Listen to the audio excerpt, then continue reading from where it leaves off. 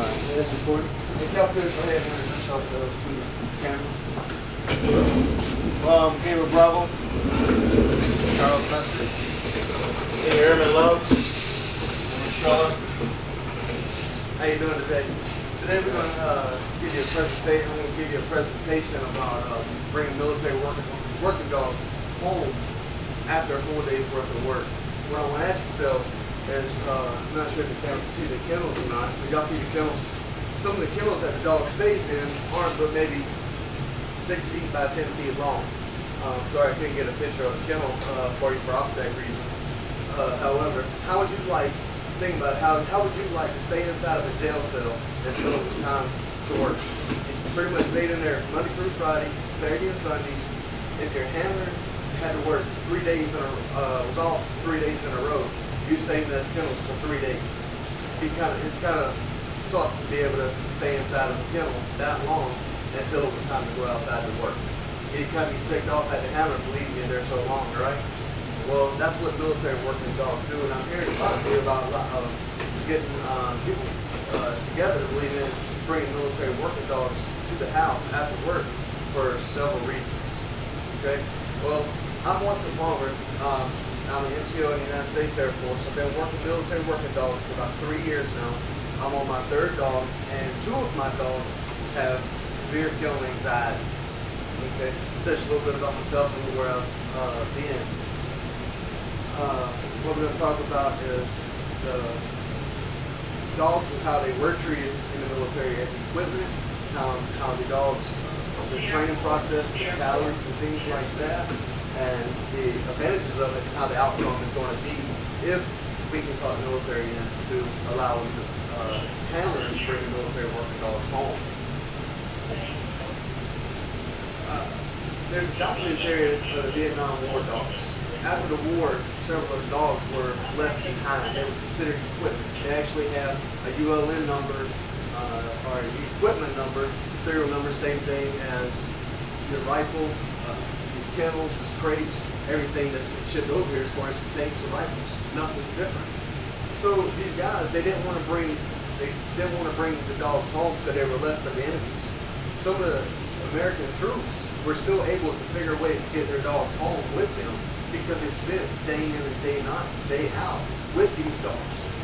These dogs were saving these Americans' lives, and their whole teams with them.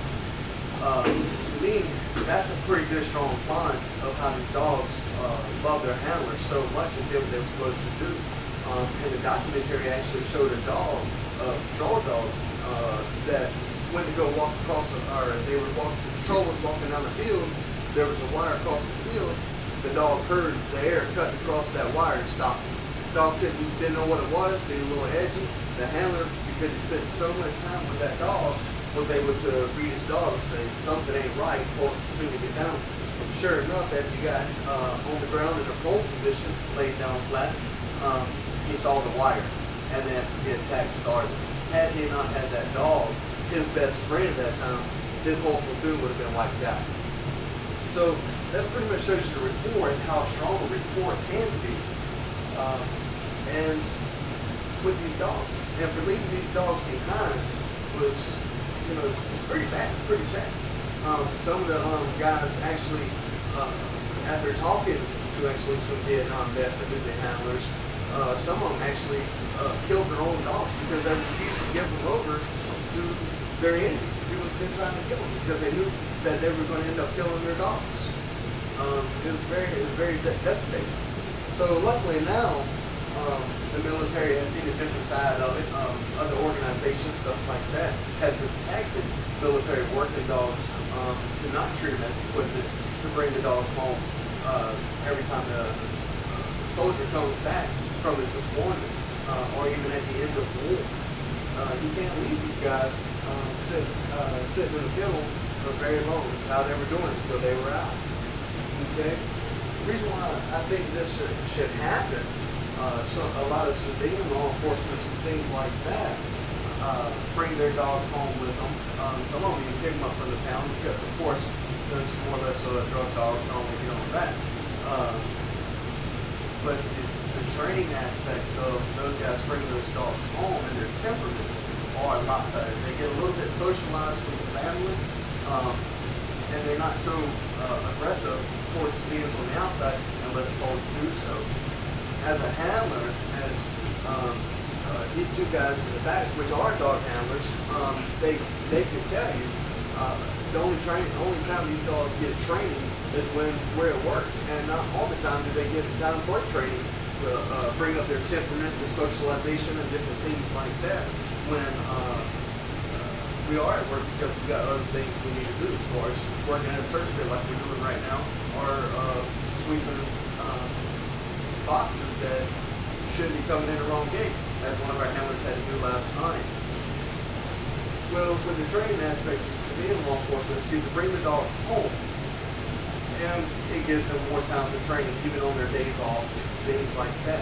Even as simple commands, any dog handler will tell you, civilian or military will tell you, training is, our basic obedience is the cornerstone to all training, advanced training.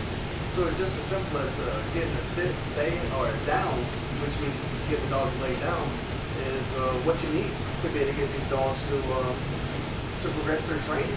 But they don't get that when they're there. The military doesn't allow it to happen because airmen live in the dorms, things like that, and because of new handlers stuff don't have the proper living conditions. But most people, there is ways around it, because most handlers are senior airmen above, and they do have to live off base. With the living off base, it shouldn't be too much of an issue, even if they just use the dogs allow the dogs to go home for a 6-month period, just for better rapport training, to build a better bond with the dogs, to get them to work for you even better. So it is possible to allow these dogs to come home, and it is possible to allow these dogs to come home for better training, for safety purposes. It'll take a little bit of training to get them used to the families, things like that. So I'm going to have Sergeant Messer come up here and bring his dog to me, and he's going to be for my demonstration of how good a rapport could be. And Sergeant Messer will give you a little bit of information about his military working dog, why he's getting his dog ready. So, you got an understanding of how we use our military working dogs, where they came from, how we treat them now, and how they should be treated in the future. Here's Sergeant Messer. Describe the dog for me. This is military working dog Elsa, Sergeant Messer. She's a 2-year-old shepherd. She's trained on both patrol and explosive detection. We're both stationed out of Maxwell Air Force Base. I've been here about 6 months now, so we'll be leaving very soon. How long have you been with your dog? I've been with her about 8 months. 8 months. So this dog is patrol certified, explosive certified.